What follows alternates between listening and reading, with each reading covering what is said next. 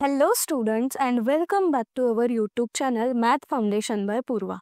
आज आपण या व्हिडिओमध्ये प्रॅक्टिस सेट 5.2 चा क्वेश्चन नंबर 5 आणि क्वेश्चन नंबर 6 सॉल्व करू. तो सगळ्यात आधी आपण प्रॅक्टिस सेट 5.2 चा क्वेश्चन नंबर 5 लिहिलाय.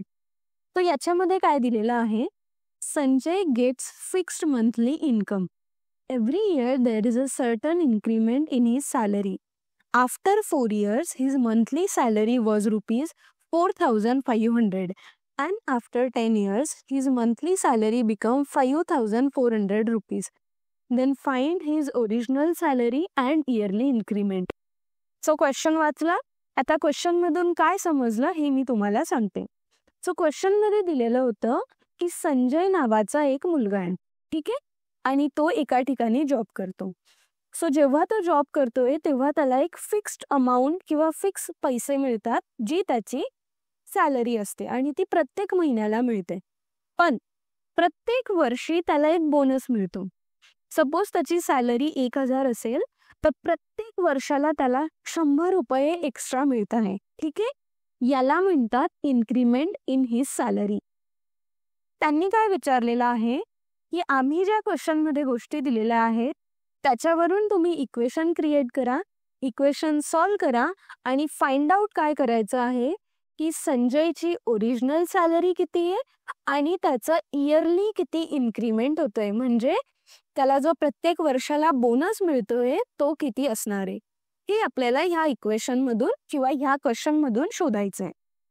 पहिली गोष्ट काय लिहायचं ते की फिक्स्ड मंथली इन्कम काय असेल, आणि दुसरी गोष्ट विचारलेली आहे इन्क्रीमेंट इन हिज सॅलरी.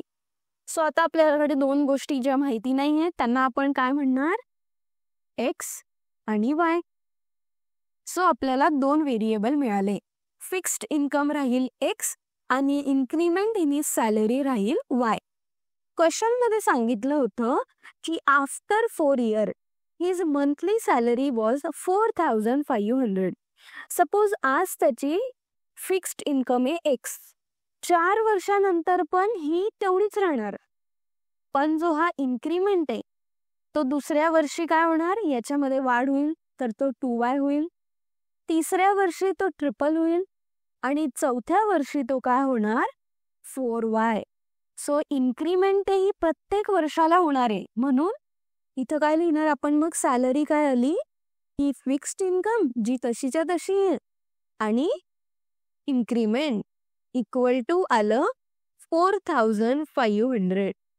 हा झाला आपलं इक्वेशन नंबर 1. दुसरं विचारलेलं होतं त्यांनी, after 10 years his monthly salary become 5,400. तो जसं आपण 4 इयर साठी काढलं तसंच आपण 10 इयर साठी काढणार. सो इथं काय येणार, मग एक्स जे फिक्स्ड इन्कम आहे प्लस 10y म्हणजे 10 वर्षाचं इन्क्रीमेंट इक्वल टू आलं 5,400. आणि हे झालं आपलं इक्वेशन नंबर 2. सो हे दोघी इक्वेशन मी आता खाली लिहून घेते. तो आपण जे हे दोन इक्वेशन सॉल्व करणार आहे हे एलिमिनेशन मेथडने सॉल्व करू. एलिमिनेशन मेथड काय म्हणतं की तुमच्याकडे दोन सायमल्टेनियस इक्वेशन दिलेले असतील तर तुम्ही असा एक व्हेरिएबल बघायचा की त्या व्हेरिएबलचा कॉन्स्टंट सेम पाहिजे. कॉन्स्टंट काय पाहिजे, सेम पाहिजे, आणि सेम नसेल तर तो तुम्हाला मल्टिप्लाय करून करावा लागेल. तर आता इथं जर चेक केलं मी तर एक्सच्या समोर पण 1 आहे आणि ह्या एक्सच्या समोर पण 1 आहे, तर मला असा व्हेरिएबल तर मिळाला की ज्याच्यामध्ये कॉन्स्टंट सेम आहे. आता दुसरी गोष्ट चेक करायची असते की आपल्याला इथं ऍडिशन करावं लागेल की सबट्रॅक्शन करावं लागेल. सो ऍडिशन कधी करतात, जेव्हा हा जो व्हेरिएबल आहे याची साईन पॉझिटिव्ह आणि निगेटिव्ह असेल. पण इथं तर दोघांची साईन प्लस आहे, सो आपल्याला इथं करावं लागेल सबट्रॅक्शन. आणि जेव्हा पण सबट्रॅक्शन करतात तेव्हा लक्षात ठेवा साईन चेंज करावी लागते. सो इथं साईन निगेटिव्ह होणार, हा पॉझिटिव्ह आहे तर परत निगेटिव्ह होणार, इथं पण पॉझिटिव्ह साईन आहे तर निगेटिव्ह होणार. आता एक्स मायनस एक्स काय होणार, 0, प्लस 4y आणि मायनस 10y होणार मायनस 6y.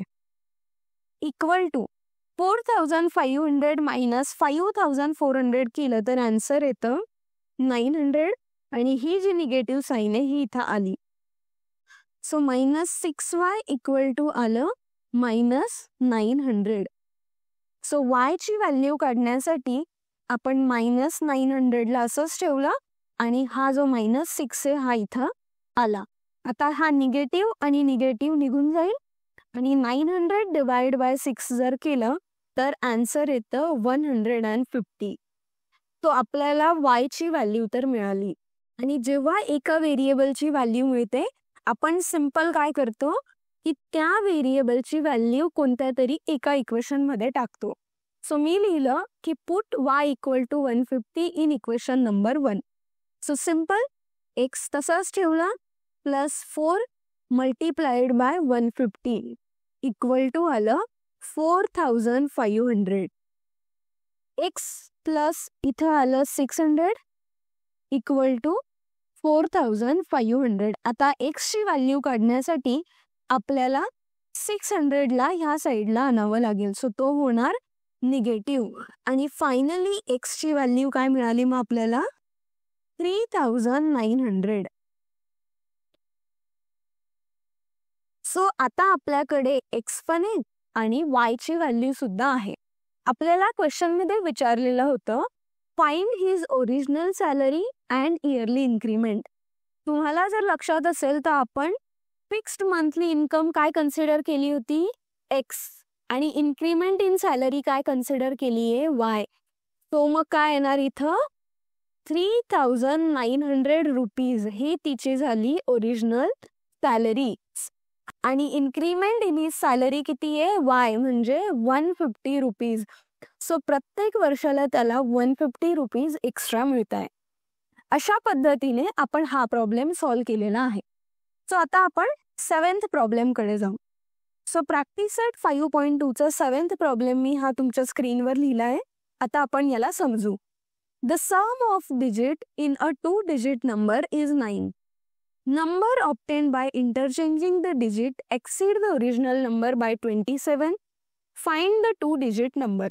सो याच्यात काय दिलेलं आहे आपल्याकडे 2-digit नंबर आहे. 2-digit नंबर काय असतं ज्याच्यात 2 डिजिट्स असतात त्याला म्हणतात 2-digit number. For example 1 and 3. याला कोणता डिजिट म्हणतात हा असतो युनिट आणि हा कोणता असतो टेन्स. ठीक आहे. हे तर बेसिक गोष्टी आहे. नंबर्स मध्ये एक युनिट असतो एक टेन्स डिजिट मध्ये असतो. तो आता आपल्याला माहिती नाहीये की युनिट डिजिट कोणता आहे आणि टेन्स डिजिट कोणता आहे. तो मी काय लिहिणार डिजिट ॲट 1 प्लेसला आपण कन्सिडर करू x. सो ह्याच्या वरचा जो असेल तो असणार आहे x आणि टेन्स डिजिट वरच्याला आपण कन्सिडर करणार y. सो हा जो आहे याला आपण y म्हणू. आपल्याला माहिती नाहीये की x चा कोणता नंबर आहे आणि y चा कोणता नंबर आहे म्हणून आपण याला कन्सिडर केलं. ओके. आता बघा कन्सिडर 2-digit नंबर. आता याचा जर 2-digit नंबर बनवायचा असेल तर आपल्याला कसा बनवावा लागेल. हा 1 प्लेसवाला तसाच राहणार पण 10 प्लेसवाल्याला आपण कसं लिहितो 10y आणि यांचं ऍडिशन असतं तेव्हा बनतो नंबर 13. आता जर हे आपण इथं केलं ना तर कसं येणार बघा x आला 3 plus 10 multiplied by y. So 10 multiplied by y काय आहे 1. आता 10 मल्टिप्लाइड बाय 1 केलं तर 10 येतं आणि हा आला +3 म्हणजे 13. बघा तो हा 13 असाही लिहू शकतो आणि आपण असाही लिहू शकतो. सो सेम मी तेच यूज केलेलं आहे की 10y + x हा असतो 2-digit नंबर. क्वेश्चन मध्ये सांगितलं आहे sum of digit in 2-digit number is 9. So हे जे 2 डिजिट आहे यांचं जर सम केली म्हणजे यांची जर ॲडिशन केली तर ती 9 येते. So simple x + y equal to काय येणार 9. This is our equation number 1. पुढे सांगितलेलं आहे number obtain by interchanging the digit exceed the original number by 27. Original number आपला काय आहे 10y + x आणि याचं जर हे व्हेरिएबल इंटरचेंज केले आपण, म्हणजे एक्सला इकडं आणलं आणि वायला इकडं आणलं, तर आपल्याला इंटरचेंजिंग नंबर मिळेल आणि तो काय राहणार 10x + y.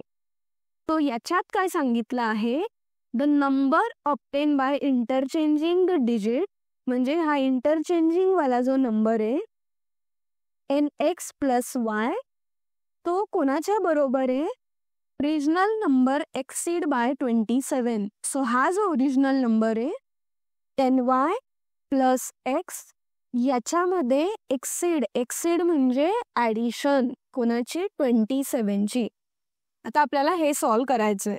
ठीक आहे, हे सॉल्व केलं तर आपल्याला काय मिळणार, इक्वेशन नंबर 2. सो इथं आलं 10x + y = 10y + x + 27. So आता x आणि y चे व्हॅल्यू एक साईडला लिहू आपण आणि बाकीचं दुसऱ्या साईडला लिहू. सो हा येणार -10y - x = 27. So 10x - x एक साईडला आलं, + y - 10y एका साईडला लिहिलं, = 27. सो 10x मधून एक x गेला तर होणार 9x, + y आणि -10y होणार -9y = 27.